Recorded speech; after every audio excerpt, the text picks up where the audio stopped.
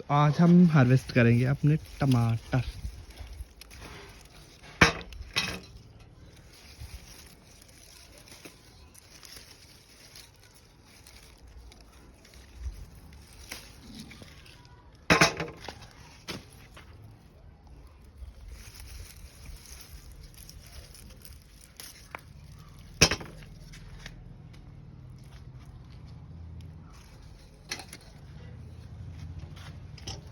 ये हमारे कुछ टमाटर